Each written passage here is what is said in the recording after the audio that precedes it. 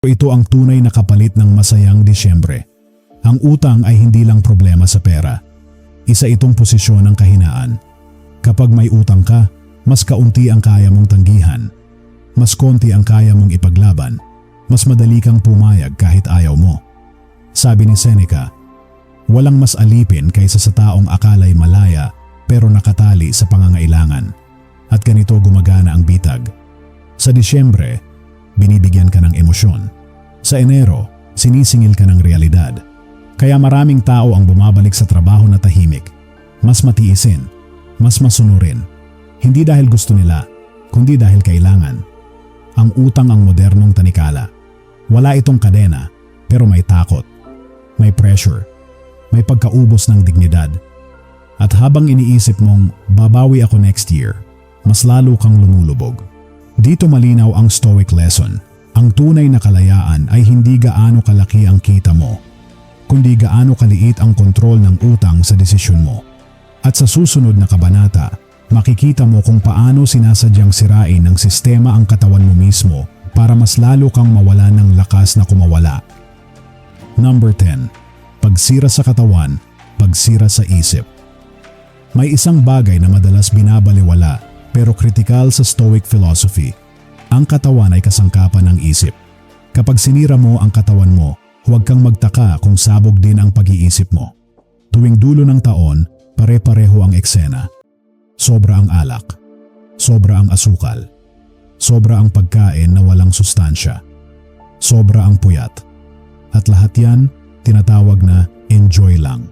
Pero pansinin mo ang epekto. Mabigat ang katawan, mabagal ang utak, mabilis uminit ang ulo, mahina ang disiplina. Hindi ito maliit na bagay, ito ay direktang pagsabotahe sa sarili. Sabi ni Marcus Aurelius, ang lakas ng isip ay hindi hiwalay sa kalagayan ng katawan. Alam ito ng sistema.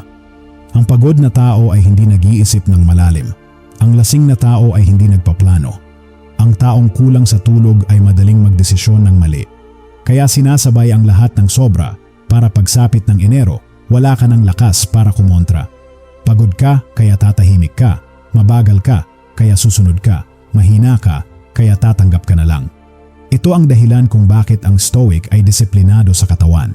Hindi dahil gusto niyang maging perfect, kundi dahil alam niyang ang malinaw na isip ay nangangailangan ng malakas na katawan. Kapag sinimulan mo ang taon na ubos ang enerhiya, iba ang laban. Pero kapag sinimulan mo itong buo at gising, lamang ka agad. At sa susunod na kabanata, malalaman mo kung bakit hindi mo kailangang iligtas ang lahat at bakit tahimik lang ang tunay na pag-alis sa cycle. Number 11. Huwag mong iligtas ang lahat. Kapag nagsimula kang makakita ng malinaw, may isang pagkakamaling madalas gawin ang bagong gising. Gusto nilang gisingin ang lahat. Gusto mong magsabi, gusto mong magpaliwanag, gusto mong ipakita sa iba na may mali sa ikot na paulit-ulit nilang ginagalawan. Pero dito malinaw ang Stoic wisdom. Hindi mo trabaho iligtas ang karamihan. Sabi ni Epictetus, huwag mong sayangin ang lakas mo sa mga bagay na wala sa kontrol mo. At ang isipan ng ibang tao, lalo na ang ayaw magising, ay wala sa kontrol mo. Kapag sinubukan mong pilitin silang makakita, mauubos ka lang. Makikipagtalo ka, maiinis ka, at sa huli, babalik ka rin sa pagod na dati mong tinakasan. Ang Stoic ay hindi nanghihila ng iba palabas ng gulong. Tahimik siyang humihinto. Hindi niya ina-announce ang pagbabago. Hindi niya ipinangangalandakan ang awakening. Pinabago niya ang kilos. Mas maaga siyang umuuwi.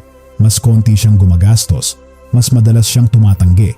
Mas pinipili niya ang katahimikan kaysa paliwanag. May mga taong magtataka. May mga taong maiinis. May mga taong tatawag sa iyo ng KJ. Iba ka na o nagbago ka. At tama sila, nagbago ka nga. Pero kapalit ng bawas na approval, may nadagdag na mas mahalaga, sariling dignidad at kontrol. Ang tunay na pag-alis sa cycle ay hindi maingay. Walang palakpakan, walang papuri. May disiplina, may pagpili, may katahimikan. At sa susunod na kabanata, malalaman mo kung paano tuluyang pumutol sa ikot, hindi sa galit, kundi sa malinaw at praktikal na aksyon. Number 12. Pagputol sa cycle. Ang pag-alis sa cycle ay hindi dramatic, walang declaration, walang announcement sa social media, may disiplina, Ang unang hakbang ay simple pero bihira gawin, huminto bago umuo.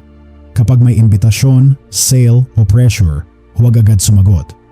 Huminga, mag-isip, tanungin ang sarili, may idinadagdag ba to sa buhay ko? O pinapanatili lang akong bahagi ng eksena? Sabi ni Epictetus, kapag natutunan mong hindi agad tumugon, nagsisimula ang kalayaan. Ang ikalawang hakbang ay pagpili ng limit. Hindi lahat kailangang puntahan, hindi lahat kailangang tapatan, hindi lahat kailangang ipakita, may budget, may oras, may energy cap. Kapag lumagpas, tumitigil ka. Dito nalalagas ang karamihan dahil sanay silang walang hanggan ang pakikisama. Pero ang Stoic ay marunong magtakda ng hangganan kahit may friction. Ang ikatlong hakbang ay pagbawas. Mas kaunting alak, mas kaunting puyat, mas kaunting gastos na hindi pinag-isipan. Hindi dahil bawal, kundi dahil alam mo ang kapalit. Habang ang iba ay nauubos, ikaw ay nag-iipon ng lakas. Habang ang iba ay sabog sa Enero, ikaw ay malinaw. Hindi mo kailangan maging extreme. Kailangan mo lang maging conscious. At kapag naging conscious ka, mapapansin mo ito. Habang sila ay paikot-ikot, ikaw ay pauna ng umaandar. Sa susunod na kabanata, makikita mo ang tunay na epekto ng paglabas sa cycle, hindi sa isang taon, kundi sa buong buhay. Number 13. Ang tunay na presyo ng paulit-ulit na ilusyon. Ang pinakamapanganib sa ilusyon na ito ay hindi mo agad napapansin ang epekto. Hindi siya biglaan, paunti-unti, tahimik, taon-taon. Isang Disyembre ng sobra, isang Enero ng pagbangon, isang Pebrero ng paghabol, isang Marso ng susubukan ko ulit. At bago mo namalayan, kalahati ng taon ang lumipas, wala ka pang nasisimulan. Hindi dahil tamad ka, kundi dahil palagi kang nagbabayad ng kahapon. Ganito gumagana ang cycle. Ang dulo ng taon ay inuubos ka. Ang simula ng taon ay inuubos sa pag-recover. At ang gitna ng taon, nauuwi lang sa survival. Sabi ni Marcus Aurelius, ang oras ay parang ilog, anumang lumipas ay hindi nababalik. Hindi lang pera ang nawawala sa iyo taon-taon, direksyon ang nawawala. Kapag palagi kang nagsisimula ng taon na pagod at baon, mas maliit ang kaya mong pangarapin. Mas konti ang risk na kaya mong kunin. Mas madali kang makontento sa kaunti. At dito nagiging malinaw ang masakit na katotohanan. Maraming tao ang nagtatrabaho ng husto, pero kaunti lang ang talagang umaabante. Hindi dahil kulang sila sa sipag, kundi dahil paulit-ulit silang ibinabalik sa umpisa. Ito ang tunay na presyo ng ilusyon. Hindi isang masamang Pasko, hindi isang sabog na bagong taon, kundi isang buhay na dahan-dahang nauurong habang iniisip mong, okay lang, babawi ako next year. At kung ayaw mo nang maulit yan, kailangan mong makita ang cycle kung ano talaga ito. Hindi tradisyon, kundi hadlang. At sa susunod na kabanata, malalaman mo kung sino talaga ang nakikinabang habang ikaw ay paikot-ikot. Number 14. Sino talaga ang nakikinabang? Kapag tinanggal mo ang ilaw at ingay, may isang tanong na hindi komportableng sagutin. Sino ba talaga ang kumikita sa paulit-ulit na selebrasyong ito? Hindi ikaw, hindi ang kinabukasan mo, hindi ang kalayaan mo. Ang nakikinabang ay ang mga bangko na sumisingil ng interes, ang malalaking brand na kumakain sa guilt at comparison, ang industriya ng alak at aliwan na kumikita sa sobrang emosyon. Hindi sila nagbebenta ng produkto, nagbebenta sila ng pansamantalang ginhawa. Kapag pagod ka, bibili ka. Kapag malungkot ka, gagastos ka. Kapag pakiramdam mo'y kulang ka, susubukan mong punuin yan sa labas. Sabi ni Marcus Aurelius, ang taong hindi marunong makontento ay laging kontrolado ng kanyang pagnanasa. At dito nagiging malinaw ang laro. Mas ubos ang loob mo, mas madali kang impluwensyahan, mas walang direksyon ang buhay mo, mas kakapit ka sa ritual. Kaya taon-taon, pareho ang eksena, pareho ang emosyon, pareho ang resulta.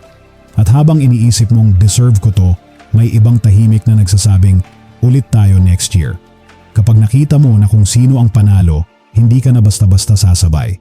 Hindi ka na madaling mahihila pabalik sa gulong. Dahil ang taong may malinaw na mata ay mahirap lukohin. At sa susunod na kabanata, hahawak tayo sa pinakatahimik pero pinakamalakas na sandali. Ang katahimikan matapos ang party. Number 15. Ang katahimikan pagkatapos ng party. Kapag tapos na ang party, may natitira. Hindi ilaw, hindi musika, katahimikan. At para sa karamihan, nakakatakot ang katahimikang ito. Dito lumalabas ang pagod na tinago ng saya. Dito nararamdaman ang bigat ng ginastos. Dito sumisilip ang tanong na matagal iniiwasan. Masaya ba talaga ako? O nadala lang? Kaya maraming tao ang ayaw huminto. Ayaw nilang mapag-isa. Ayaw nilang tumahimik. Dahil kapag tahimik na, wala nang pagtatakasan. Sabi ni Seneca, ang taong takot mapag-isa ay hindi pa handang makilala ang sarili. Pero para sa Stoic, ang katahimikan ay hindi kaaway. Ito ang salamin. Sa katahimikan mo makikita kung alin ang totoo at alin ang ilusyon lang na pinasok mo para makaramdam ng kabuluhan. Dito mo marirealize kung alin ang relasyon na may laman at alin ang pakikisama lang. Kung alin ang gastos na may saysay at alin ang ginawa mo lang para hindi ka mapag-iwanan. Ang sistema ay takot sa katahimikan dahil ang taong komportable sa katahimikan ay hindi madaling lokohin, hindi madaling i-pressure, hindi madaling pakilusin ng emosyon. Kapag kaya mong umupo sa katahimikan nang hindi tumatakbo, may lakas kang bihira sa mundo ngayon. At sa sandaling yon, hindi ka na naghahanap ng selebrasyon para maramdaman na buhay ka. Handa ka na sa susunod na hakbang, ang pamumuhay ng may malay, hindi ayon sa ingay, kundi ayon sa prinsipyo. At yan ang dadalhin natin sa huling kabanata. Number 16. Ang Stoic Way. Buhay na may malay. Maraming nagkakamali sa Stoicism. Akala nila, kailangan mong iwan ang mundo. Iwan ang tao. Iwan ang selebrasyon. Hindi ito ang turo. Ang Stoic ay hindi tumatakbo palayo. Hindi lang siya hinihila. Si Marcus Aurelius ay namuno sa isang imperyo na puno ng ritual, ingay at inaasahan ng lipunan. Pero nanatili siyang malaya. Hindi dahil binago niya ang mundo, kundi dahil kontrolado niya ang sarili niya. Iyan ang Stoic Way. Hindi ka galit sa Pasko. Hindi ka galit sa bagong taon. Hindi ka rin alipin nito. Pipili ka kung kailan sasama. Pipili ka kung kailan titigil. Pipili ka kung saan ka gagastos ng oras, lakas at pera. Hindi ka na umaasa sa petsa para magbago. Hindi ka na naghihintay ng tamang panahon. Kapag may dapat ayusin, inaayos mo ngayon. At ito ang nakakatakot sa sistema. Mga taong hindi umaasa sa hype. Hindi sumusunod sa emosyon ng karamihan. Hindi kailangan ng ritual para kumilos. Tahimik kang umaandar habang ang iba ay paikot-ikot. Hindi ka nag-a-announce. Hindi ka nagyayabang. Namumuhay ka lang ng iba. Ngayon malinaw na, ang Pasko at bagong taon ay hindi ang problema. Ang problema ay ang pamumuhay sa automatic.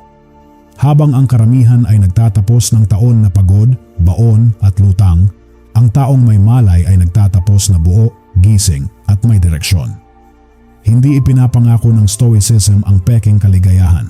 Kalayaan ang ibinibigay nito. Kapag tapos na ang party at nawala na ang ingay, ang tanong ay simple. Sino ka kapag walang ilusyon? Kung umabot ka dito, hindi ka karaniwan. May nakita ka na hindi nakikita ng karamihan. I-comment, hindi na ako tatakbo sa gulong. Mag-subscribe sa Tagalog Stoic Wisdom at palakasin ang isip mo laban sa sistema. Tahimik kang gumigising. At yan ang simula ng tunay na lakas. Taon-taon pare-pareho ang eksena. May ilaw kahit wala ng liwanag sa loob. May tawanan kahit pilit. May pangako kahit alam mong hindi naman tutuparin. Pasko, bagong taon, sinasabing panahon ng saya. Pero sagutin mo to ng tapat. Bakit tuwing Enero, pagod ka? Bakit baon ka sa utang? Bakit parang mas mabigat ang pakiramdam kaysa bago mag-Desyembre? Pinaniwala tayong normal to. Na parte lang ng selebrasyon ang gumastos ng wala ka. Na okay lang mapuyat, malasing, mapagod. Basta masabi lang na nakisaya. Pero may matagal ng babala ang isang Stoic na hindi natin pinapansin. Sabi ni Marcus Aurelius, ang buhay ng tao ay hinuhubog ng kanyang iniisip. Kung ganun, itanong mo sa sarili mo. Anong klaseng isip ang hinuhubog ng ganitong ritual? Isip na kailangan mong gumastos para maging sapat? Isip na kailangan mong sumabay para hindi maiwan? Isip na umaasa na sa pagpalit ng taon, kusang magbabago ang buhay?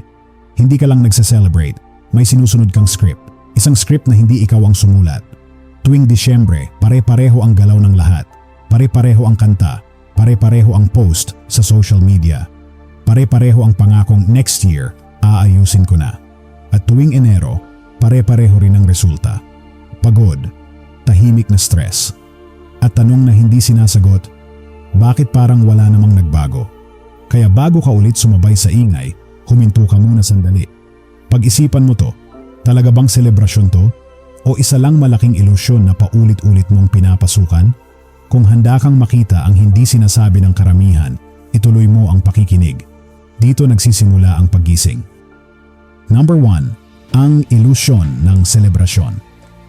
Kapag dumarating ang Pasko at bagong taon, may tahimik na utos na sinusunod ang lahat. Mas gumastos ka, mas uminom ka, mas magpuyat ka, mas sumabay ka. At kapag ginawa mo lahat yan, sasabihin nila, masaya yan, normal lang yan. Pero isipin mo, kung kaligayahan talaga yan, bakit pagkatapos ubos ka? Bakit pagdating ng Enero, pagod ang katawan mo, mabigat ang isip mo, at baon ang bulsa mo? Hindi aksidente ang lahat ng to. Matagal nang sinabi ni Zeno of Citium na ang karamihan ng tao ay nabubuhay ayon sa ilusyon na gawa ng iba. Hindi sila pumipili, sila ay sumusunod.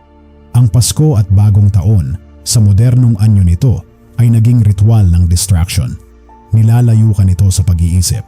Nilalayo ka sa tanong na, may saysay ba to sa buhay ko? Habang abala ka sa handaan, regalo at inuman, hindi mo napapansin na may sinusunod kang eksena. Pare-pareho ang galaw ng lahat, pare-pareho ang emosyon, pare-pareho ang resulta. At dito masakit ang katotohanan, hindi ikaw ang bida sa eksenang to. Isa ka lang aktor sa lumang script na taon-taon inuulit. At hanggat hindi mo yan nakikita, paulit-ulit ka ring gaganap sa papel na hindi mo pinili. Number 2. Social anesthesia. Pinapamanhid ka. May dahilan kung bakit pare-pareho ang takbo ng lahat tuwing Pasko at bagong taon.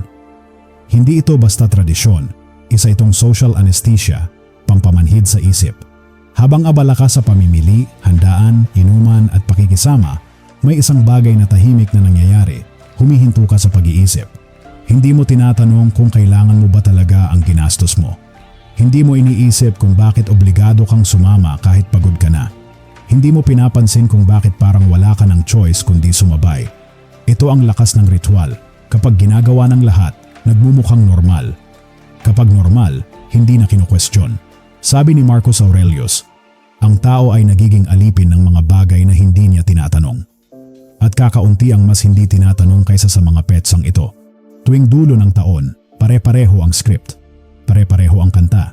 Pare-pareho ang biro tungkol sa gastos at utang.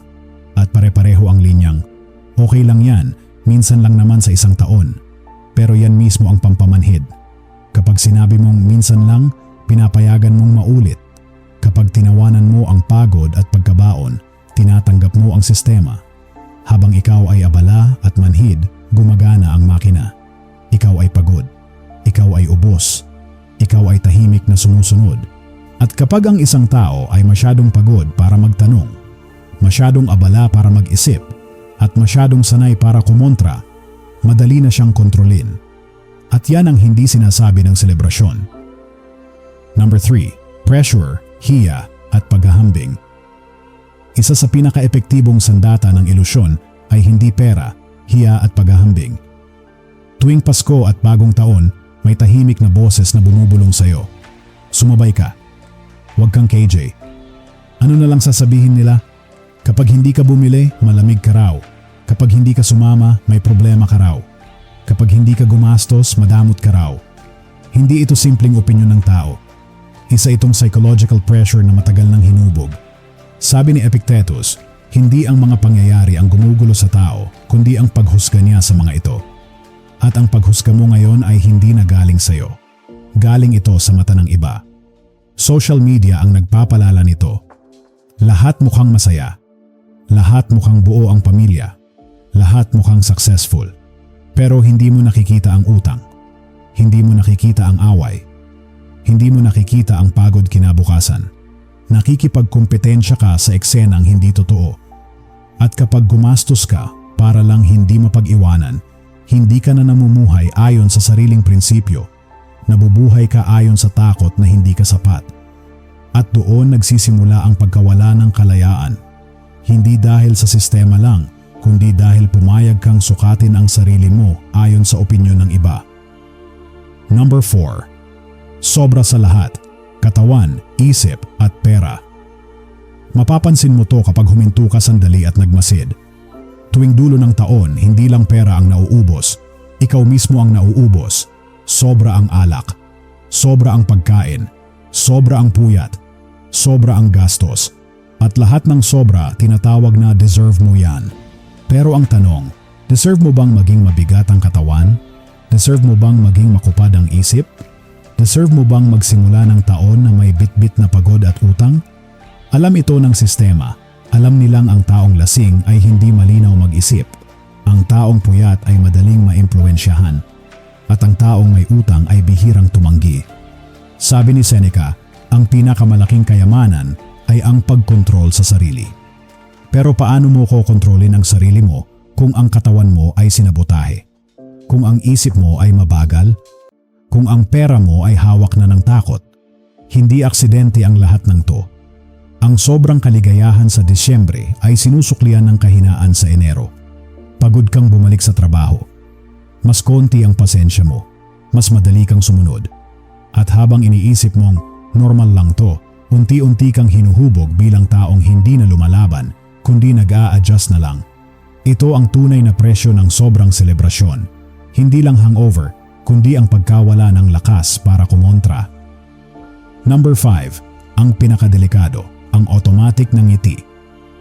May isang bagay na mas delikado kaysa sa utang, puyat o hangover. Ito ang automatic na ngiti. Yung ngiting lumalabas kahit ubos ka na. Yung tawang sinasabayan ng linyang, okay lang yan, minsan lang naman. Yung biro tungkol sa baong credit card at pagod na katawan na para bang normal lang ang lahat. Dito, nagiging mapanganib ang ilusyon. Kapag ang paghihirap ay tinatawanan, hindi na ito kinukwestiyon. Unti-unti, tinatanggap mo na lang ang paulit-ulit na pagkatalo bilang tradisyon. Utang? Normal. Pagod? Parte ng selebrasyon. Stress? Tawanan na lang. Sabi ni Marcus Aurelius, ang nasasanay nagiging kalikasan. At kapag nasanay ka sa ganitong ikot, hindi mo na napapansin na may mali. Parang hamster sa gulong. Takbo ng takbo, pero walang nararating. Ang automatic na ngiti ang huling hakbang ng pagkontrol. Kapag kaya ka nang patawanin sa sarili mong pagkabaon, hindi mo nalalabanan ang dahilan kung bakit ka nabaon. Hindi ka nagalit, hindi ka na nagtatanong, hindi ka na nagbabago. At yan ang gusto ng sistema. Isang taong sanay, tahimik at predictable. Dahil ang taong tumatawa sa sariling pagkatalo ay hindi na nag-iisip kung paano manalo. At hanggat hindi mo napapansin ang ngiting yan, mananatili kang paikot-ikot sa parehong eksena. Taon-taon, pareho ang simula, pareho ang ending. Number 6. Stoic awakening, ang discomfort. May sandaling darating na hindi ka na matatawa, hindi ka na ganun ka-excited, hindi ka na ganun kasabay. At mapapansin mo, may kakaibang discomfort sa loob mo. Hindi galit, hindi lungkot, kundi isang tahimik na pakiramdam na parang may mali. Marami ang tumatakbo palayo sa pakiramdam na yan. Nilulunod sa alak, tinatawanan, pinapatahimik. Pero sa Stoicism, malinaw ang turo. Ang discomfort ay hindi kalaban.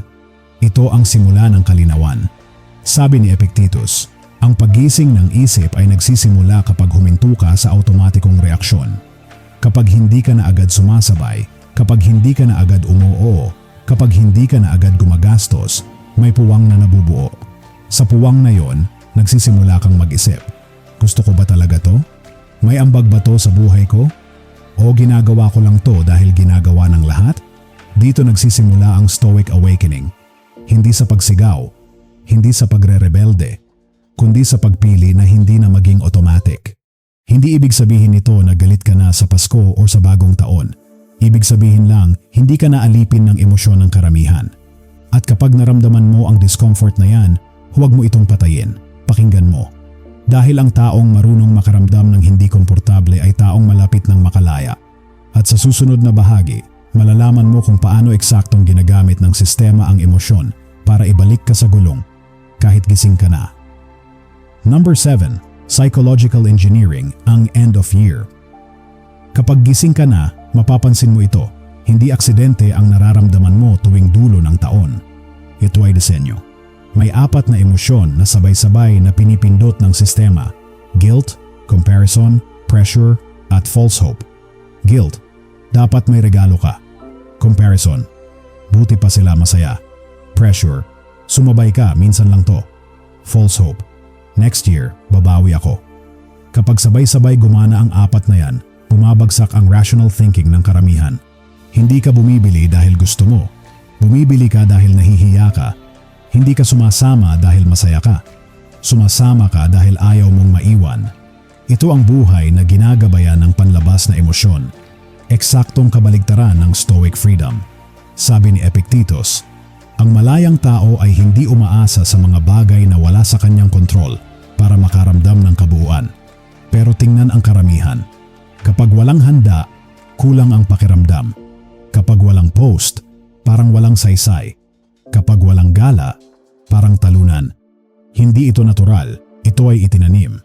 At kapag tinanggap mo ang kondisyong ito, ibinibigay mo ang manibela ng isip mo sa mga puwersang walang pakialam sa kinabukasan mo. Ito ang dahilan kung bakit kahit gising ka na, may hatak pa rin ang ilusyon.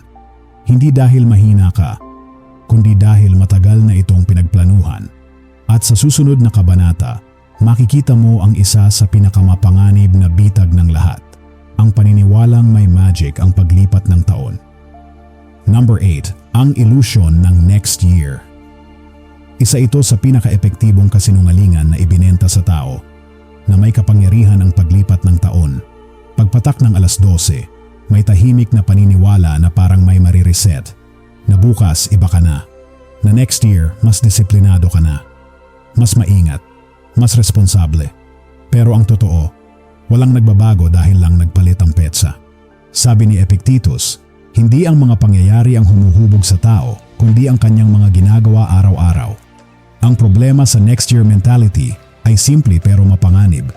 Pinapaniwala ka nitong pwede mong ipagpaliban ang mahirap na desisyon. Next year na ako mag-iipon. Next year na ako magdidisiplina. Next year na ako magsisimula. At habang umaasa ka sa petsa, hindi ka kumikilos. Convenient ito para sa sistema. Ang taong umaasa sa magic ng bukas ay hindi nagbabago ngayon. Ang Stoics ay hindi naniniwala sa ganitong uri ng pag-asa. Para sa kanila, ang virtue ay ginagawa sa kasalukuyan, sa maliit, tahimik, araw-araw na kilos. Walang bagong taon ang magliligtas sa iyo. Walang ritual ang mag-aalis ng lumang ugali. Walang countdown ang papalit sa disiplina. Kapag umasa ka sa kalendaryo para magbago, ibinibigay mo ang kapangyarihan ng buhay mo sa isang numero sa pader. At dito paulit-ulit naloloko ang karamihan. Palit taon, pareho ang ugali. Palit taon, pareho ang problema. At hanggat hindi mo tinatanggal ang ilusyon na yan, mananatili kang naghihintay habang lumilipas ang buhay mo. Number 9. Utang bilang modernong alipin. Pagkatapos ng ingay, may darating na katahimikan. Hindi yung payapang katahimikan, kundi katahimikan ng katotohanan. Enero. Wala na ang ilaw, wala na ang tawanan, pero andyan na ang bill. Andyan na ang credit card statement. Andyan na ang bigat sa dibdib. Ito ang hindi ipinapakita sa social media. Ito ang hindi binabanggit sa handaan.